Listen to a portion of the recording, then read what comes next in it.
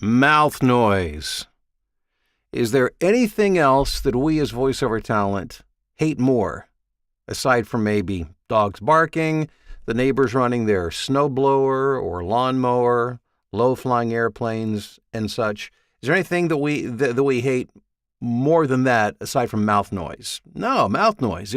It's the bane of the voiceover talent's existence, or at least you would think so, based on the amount of email that I get and the number of questions that I'm asked. It's a constant bombardment of what can I do to rid myself of mouth noise? And I'm joking around a little bit, but not to make too light of it. Yeah, it's a big deal. It is a big deal because nothing can ruin a good voiceover recording a good day faster than mouth noise. So this morning, and thank you for joining me, by the way, for our daily voiceover huddle, I'm going to share with you 5 tips to minimize and eliminate mouth noise. And at the end here this morning, I'm going to share a pro tip to give you some perspective on the whole issue. How are you doing? I'm Bill DeWeese, by the way. I'm a professional. I do this for a living. I've done it for a living for a long time. I'm a voiceover coach, a voiceover demo producer, and every weekday morning we get together for a few minutes just to share a tip, trick, strategy, something to help you be more successful in your voiceover career. And I'm so grateful that you've joined me today. If you haven't subscribed, make sure you take a moment to do that. And man, I just love it too when you share the videos with your friends. Spread the word.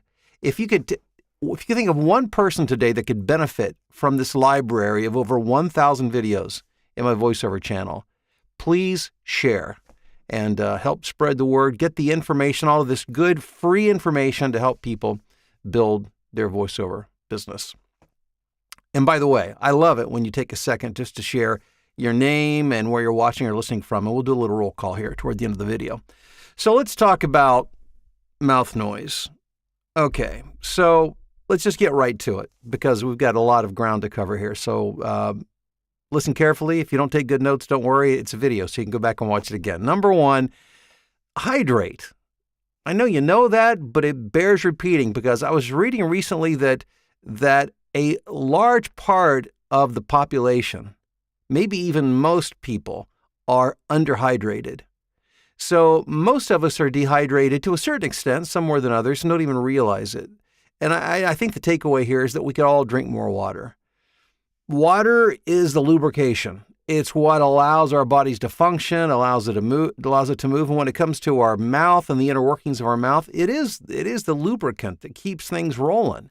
And once you begin to dehydrate, things gum up, get sticky, and you for sure are headed for annoying mouth noise. So drink more water, number 1. Number 2, and the next couple of tips have to do with physiology and things that you can do to mitigate mouth noise by awareness and of how you operate your mouth. First of all, internally, the tongue is the big culprit inside the mouth.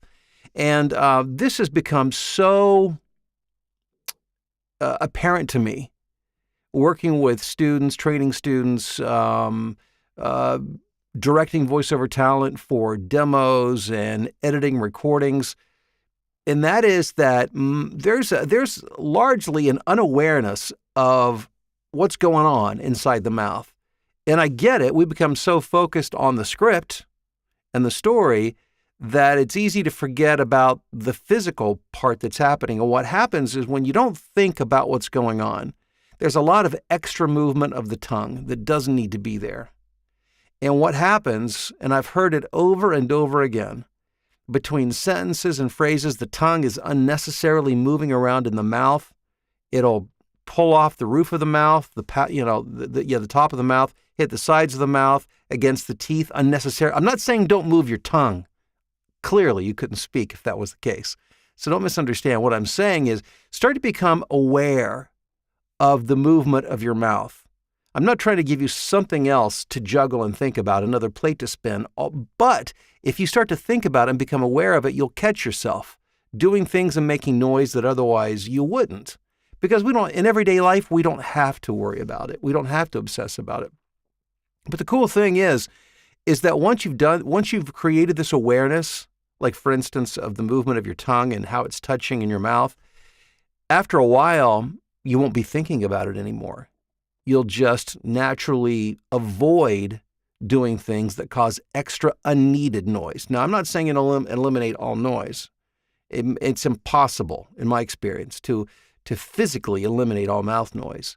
But what we're trying to do is get it down to as little as possible so that some of these other strategies I'll share with you in a moment can help to deal with the rest of it. It's interesting now. I find myself, when I'm doing sessions with clients, I'm very aware of the movement of my mouth, and I make it a point not to make extra mouth noise. It's less work for the editor. It's less work for the client. If it's a live directed session, like through Source Connect, or if you use ISDN or whatever the case is, and they're able to, and they're recording on their end, you don't want to give the engineer more work than they need to have. Even as I talked to you this morning, I'm in the background of my mind, semi-conscious of how my mouth is moving. And I'm not allowing my tongue to just flop around unnecessarily because it creates mouth noise.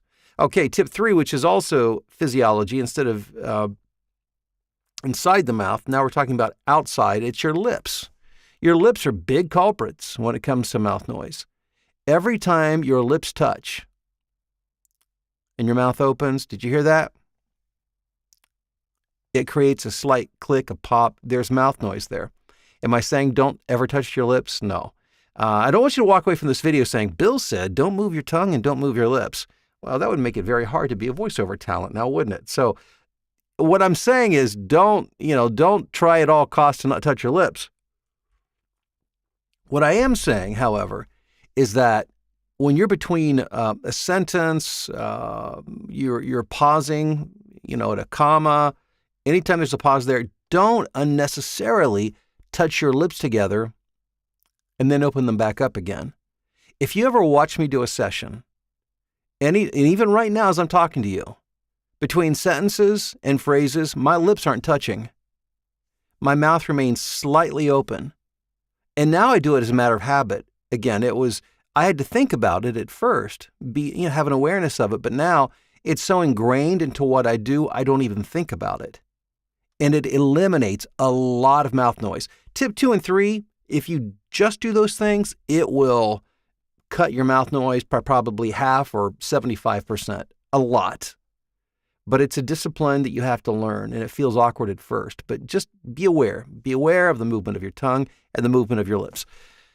Okay, once you've done all you can do there physically, you've hydrated, you're careful with, the extra movement of your mouth. Now it's time to begin to take other measures. That's where software comes in. A lot of people use software, like software plugins, as a first line of defense. No, it should be your fourth line of defense. You've hydrated, you've been careful with, your mouth, how it functions. Now, the fourth thing you can do is you can go in with software plugins.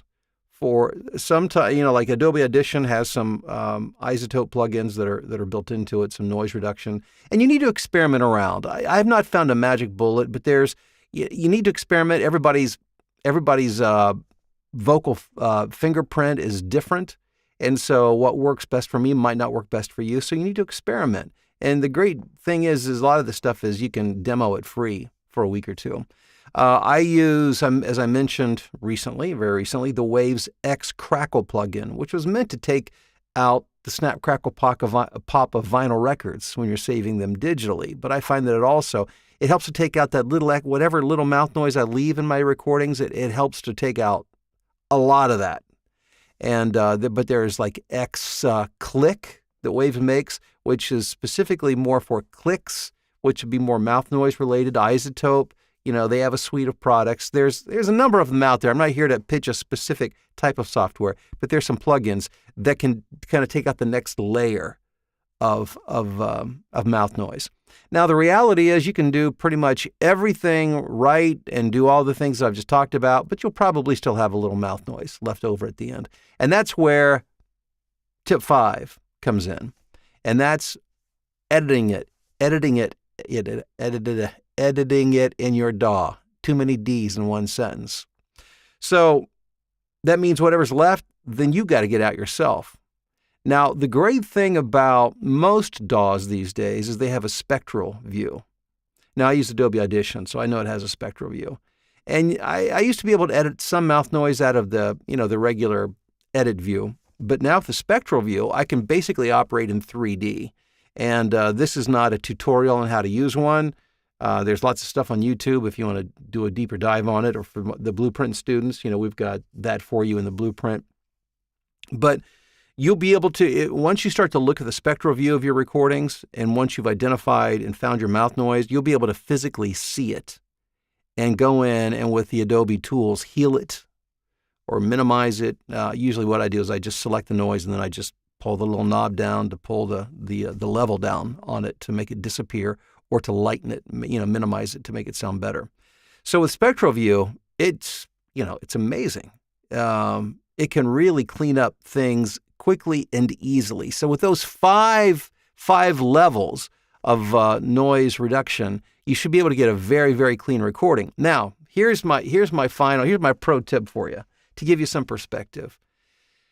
You probably won't take out every single possible thing when it comes to mouth noise. I mean, these human machines that we have are imperfect, and that, it's going to create noise. It's going to create noise, much of which you can get out, some of which you might not be able to, some of which you probably don't need to.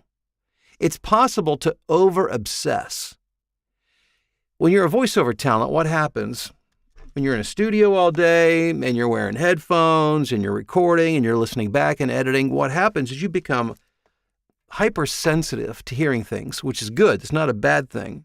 But what can happen is you can get into your own head and you can think things are worse than they are. They become more exaggerated. For instance, just pick an audiobook, a New York Times bestseller, with top-level talent, major sales, and listen carefully to the audio. You're going to find some mouth noise in there. So I think, the holy grail of eliminating all mouth noise may not be so realistic. And I don't even know that it's practical. Obviously, you don't want your client to notice. Now, you're going to notice everything. Your client's not going to notice everything. And what can happen is you can take what should be a 20-minute project and turn it into a 2-hour project because you're obsessing over the audio. And all I want to say on this is just start to think try to get to the perspective of the casual listener, not the voiceover talent who is obsessing over everything. And I get it. I totally get it. But I talk to especially newer students who are so obsessed. They become more worried about mouth noise than they do their performance or the quality of the audio to begin with. It becomes an all-consuming thing, and they'll spend hours on something that should have taken minutes to do.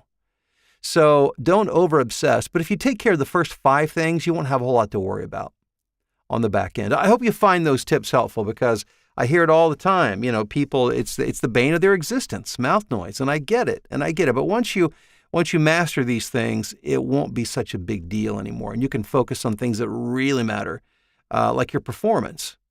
People don't hire you typically because of how much mouth noise you have or don't have. They hire you because you connect with them. It's your communication. That's what's important. So we don't want to become so obsessed and start majoring on the minors that we forget the big picture. But this is something that needs to be taken care of because it can interfere with the ability of the client to have an experience of listening without being distracted. And we want that in our auditions and in our final projects. Okay, well, enough about that. Let's see who we've got on this morning. A little roll call. And again, thanks so much. I appreciate you guys. I'm glad you're here this morning. Hey, Rob, how are you doing? In sunny San Francisco. Greg in Asheville, North Carolina. Carl in from Lake Como, Italy. Philip in Tokyo. Guy in St. Louis. Bill in Idaho. Hunter, how are you doing in Barcelona? Bob, what's going on in Reidsville, North Carolina? Wayne in Orchard, Washington. Sarah in El Paso, feeling like fall until 12 p.m., and then it's 102 degrees summer again. Yeah, September can be like that, right? Especially in the deeper south that you go. Lena in Redding, California, good morning. Made it to the live stream. Yes, good to have you here this morning. Sandra in Dallas, Fort Worth. Corey says mouth noise is his biggest struggle. Struggle no more, Corey. Struggle no more. Just work with these 5 tips and you'll be golden. Eric in South Bend, Indiana. Got Michelle from Philadelphia. David in Iowa. Bruce in Louisville. Tess says, yes, mouth noise, my nemesis. Yay, plugins. Jack in Phoenix. Mike, top of the morning to you, Bill, from Spanish Fort, Alabama. Thanks for your guidance and support. Thank you, Mike. I appreciate that. Dan, good morning in Clarkston, Michigan. John in Rhinebeck, New York. Hey, Rob, what's going on in Bangor, Maine? Carlin says, I not only get mouth noise, but also some weird sound in my throat. Sipping warm lemon tea helps me. Yeah, that's a whole other thing, Carlin. We all tend to have our own little quirks when it comes to how our mouth operates. And of course, with a little bit of time, you begin to learn. There are certain sounds, certain ways that we speak that we're going to get, or sometimes it's just the physiology or the way, things are going that day. But sometimes I'll have something that'll creep out of the back of my throat. I'll think, what in the world was that? It's fun, right? Good thing we are able to edit, that's for sure. Bruce. An actor once told me he slurps an orange. Ever heard of that? Nope, I have not. I have heard lemons. And, but again, you need to experiment. What works for one person may or may not work for you, but it's certainly worth trying, anything. Robert in Altoona. We got Tennessee in the house this morning. We've got, Jim in the South Jersey. Claire, good morning.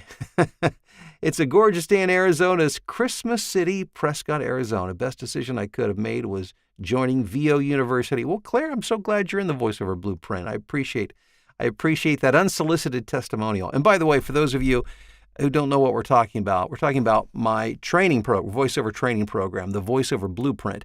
And if you look below the video in the description, you're going to see links to my resources, including links to that. So check it out. Would love to have you in it, as many on the live stream have done.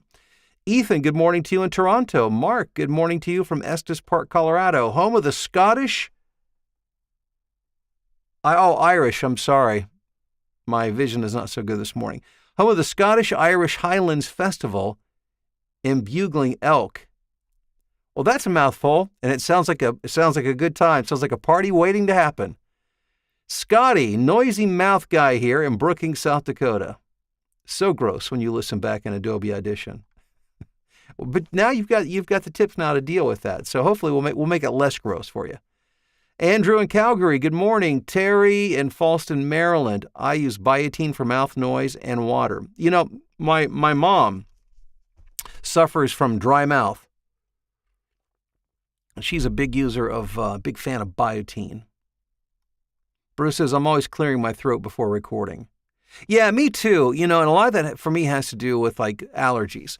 Now, one thing I've noticed since I've moved back from Cincinnati here to the Chicago area, man, my allergies are so much better. I'll never forget, we moved here originally from Ohio, from Columbus in 1991, and my allergies were so bad coming to Illinois. I had to go see an allergist, and I did the shots and started the treatments. The treatments made me even more sick because they have to give you the stuff that, they're trying to build up a resistance to it, but it just made me really, really sick, so I had to go off of it. Over time, I got better. Went back to Ohio, then suffered from allergies terribly because I was so adjusted to Illinois. And after coming back, being back here in Illinois again, I'm good. I'm feeling great. Rusty in the UP of Michigan. Good evening to you, Aiken in the Philippines. Hope you're doing well. Ron, outside of Charleston, South Carolina, one of the most beautiful cities. Tim, vacationing from sunny Myrtle Beach. Now, that's a fun place to be, Tim. John in Ottawa. We've got Savannah, Georgia in the house. By the way, I've become a fan of the Savannah Bananas. You ever heard of the Savannah Bananas? Google them. It's a baseball team. They're kind of like the Harlem Globetrotters of baseball. It's pretty funny stuff. I didn't know they existed until just recently. And next time we go to Savannah, I'm going to have to check them out. Make it to a game. Hey, Wally. As we make speech noise with our mouth, avoiding noise. A vicious cycle. Yeah. But now use these tips and hopefully it will make it a little less vicious for you. Bruce, is it best to minimize software filters so the client gets a cleaner recording? Well, I treat everything that I send out, unless I'm dealing with it like an engineer.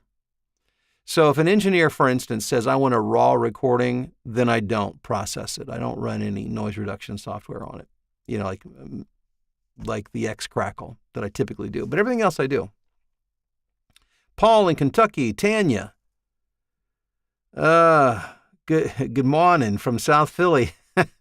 Scotty, Adobe Spectral is amazing at picking them out. It is. It certainly is. Casey, longtime listener, first-time caller out of Houston. Hey, Casey, thanks for checking in this morning. Melissa in San Diego.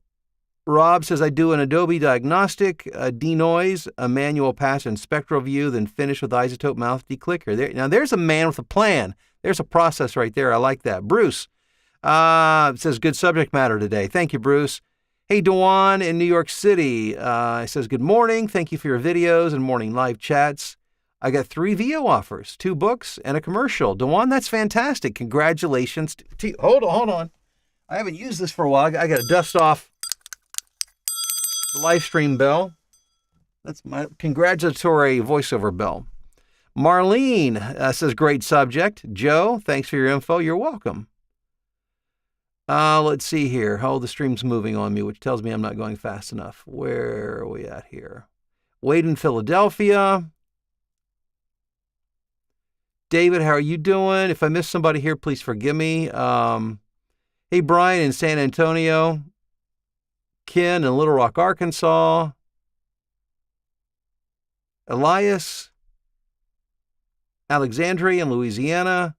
Marie, Texas. Hey, John, how are you doing? Scotty, Bananas got their T-shirt. You got a Savannah Bananas T-shirt? I need to get one of those. No doubt it's yellow.